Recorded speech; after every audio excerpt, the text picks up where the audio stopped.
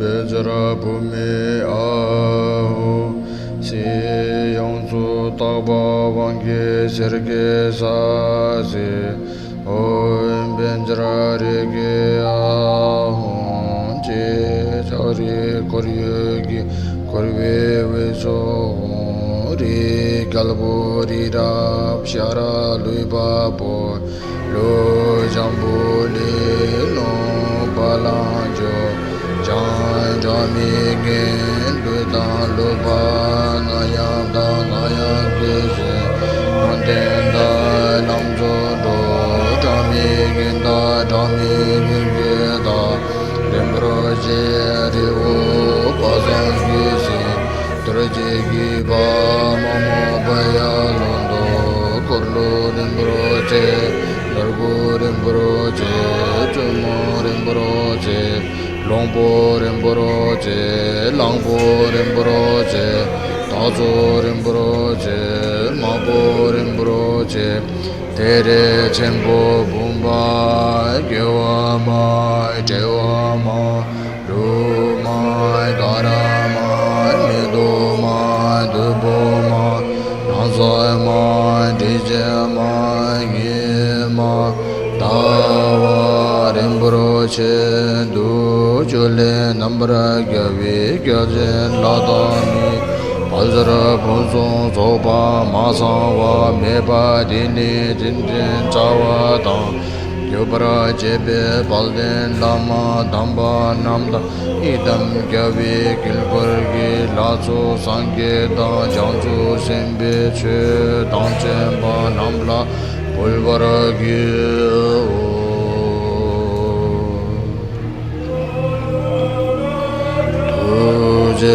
Dove Tondo Sesuzo Sene Jingi Love to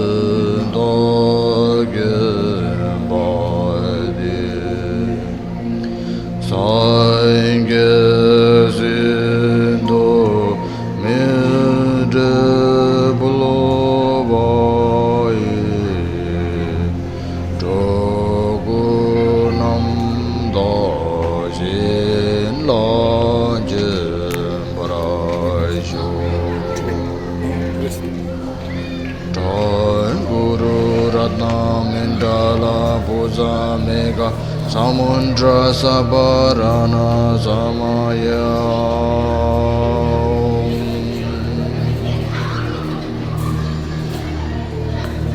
Bejara Bhumi Aho Si Yongsu Taba Vangi Serge Sasi Om Benjara Rege Aho Je Jari Koryogi Korve Veso Ri Galbo Ri Rab Shara Lui Babo Lo Jambu Li No Balanjo Jan Jami Gen Ludan Luba Nayam Da Nayam Geze Nonden Da Namzo Do Jami Gen Da Jami Gen Geda Lembro Je Rivu Pazan Geze Traje Giba Mamo Baya Londo Kurlu Rinpoche, Largu Rinpoche, Chumo Rinpoche, Longpo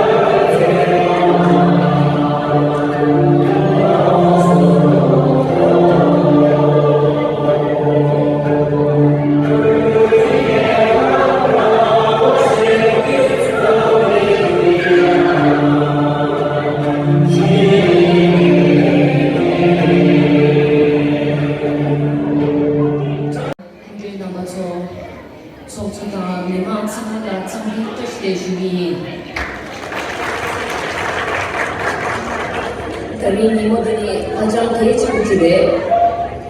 Chongso kumbala ta chongli namne ngala kari mangse pekin kola kamshe she ki kagam namwe tujina shiri. Maombe bögi lenden che ki lenge ki shunu da shige chola ki yezam mangse pekin kol inge kola shi chongchi.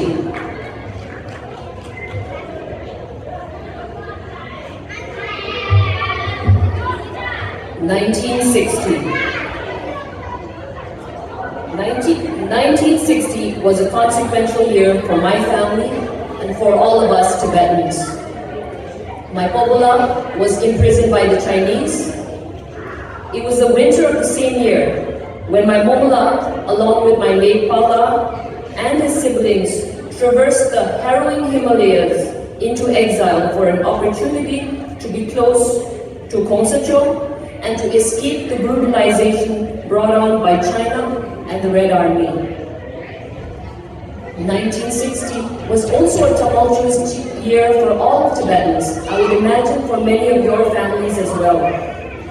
As China tightened its grip on Tibet, our people faced brutality on a scale we'd never seen before, destroying our way of life and our very existence. Our cultural institutions were dismantled, religious practices suppressed, and many Tibetans were killed or imprisoned, and tens of thousands more were forced to flee our homeland with nothing but the clothes on our back. Amid this upheaval, we found ourselves in foreign lands with customs and traditions that far differed from our own. Still, our people's undying spirit of resistance began to shape a new chapter in our history, a chapter made in exile. 1960, in Bodh Gaya, the very place where Gautam Buddha, under the Bodhi tree, achieved enlightenment over 2,000 years ago, Kundu planted the seed of democracy in our exile community. Kundu had the foresight to realize the importance of adapting to changing times and to changing circumstances. He envisioned the pursuit of a democratic path for our community as a way to preserve our rich cultural heritage. Later that very year, September 2nd, exactly 63 years ago, our Tibetan administration in exile was established, founded on a bedrock of democracy, under the guidance and following the vision of Kundu. Over these last decades, the Tibetan democratic process has evolved, embracing principles and ideals of transparency, of representation, and of accountability. And despite our physical separation from our homeland, in exile, we've established democratic institutions where members continue to be elected by our diaspora community worldwide. Now, have we always lived up to these principles of transparency, of representation, of accountability? Unfortunately, we have not. And we have not because we're human beings and we've let human tendencies, including groupthink, chuguk, often drive us to fall short of our ideals and principles. But I value that we strive for such ideals in the first place. This alone speaks volumes as we continue striving and progressing as a community. While we face the trials and tribulations of building a democratic society, as we attempted to find our footing in exile, His Holiness and our people by default made a profound choice, an investment in education as the cornerstone of our community's revival and ultimately our community's survival. The dividends of this very deliberate choice have been both abundant and profound. They could be the very reason that many of us, especially from the younger generation, landed up here in the US. And on a personal level, I myself, as a second generation Tibetan in exile, I decided to come to the United States for my further studies over a decade ago, initially for my bachelor's and then subsequently for my master's and PhD, and now I'm serving to educate others. Investing in education has been critical in supporting and fostering a young democracy like ours. A well-functioning democracy requires an informed and engaged citizenry that can actively participate in the democratic process, make informed decisions, and hold governments and those in positions of power accountable. So how can education be a vehicle for a well-functioning democracy? Number one, education can be a way to preserve our culture. To date, education has been a guiding light to conserve our culture, our identity, and our heritage, be it through our Tibetan schools in exile or our very own Yavalabta right here in Minnesota. In exile, with the risk of cultural delusion, education is our weapon of choice in safeguarding the essence of what makes us who we are. Through the establishment of Tibetan schools, of monastic institutions, and cultural centers, the younger generation, and I'll include myself in this, has every opportunity to immerse ourselves in the philosophies and the values that define our identity. For example, right here in our great state, we have many organizations including Shunu, Pimetopa, Umelam, Namde, Kids Club, and perhaps others, which all play a critical role and an active role in serving as stewards, upholding our culture, and by extension, our identity, both for our current and our future generations of exiled Tibetans.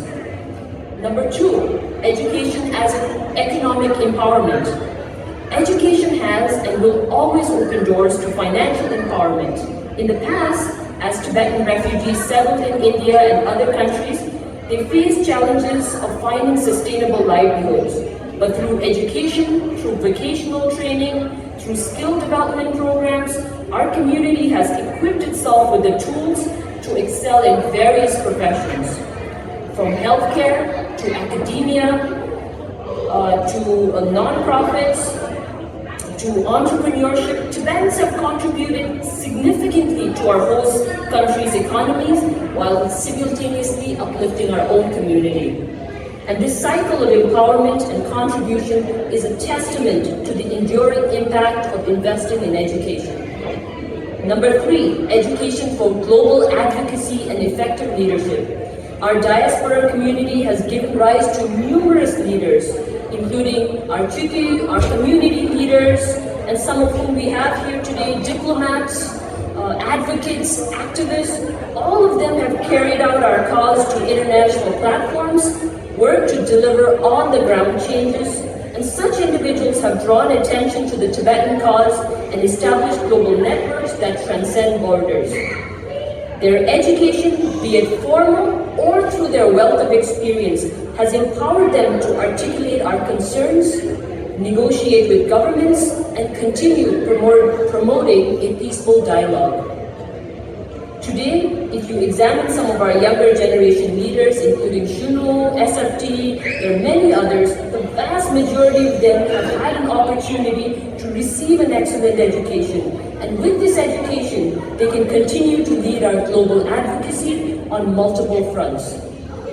And as we appreciate this interconnectedness between our investment in education and our growing democratic practices, I think there still remains opportunities for even more significant outcomes in the years to come. One meaningful way would be pursuing higher education and more specialized training. And this is not my idea. It is in fact emphasized and constantly re-emphasized whenever Kundu engages with the younger generation. So let me speak directly. Perhaps there are some high school students here and students who are in their first or second year of college. We're at a crossroads in our society where many people may question the value of higher education or specialization for that matter.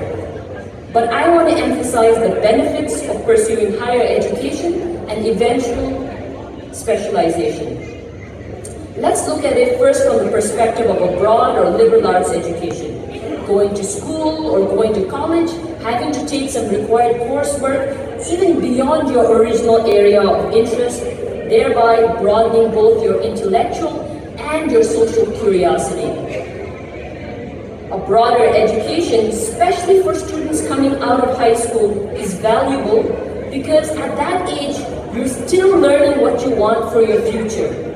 You're likely still on a path to discovering what you're best at, and as a result, you're yet to know where your life is going to take you 3, 4, 5 years down the line.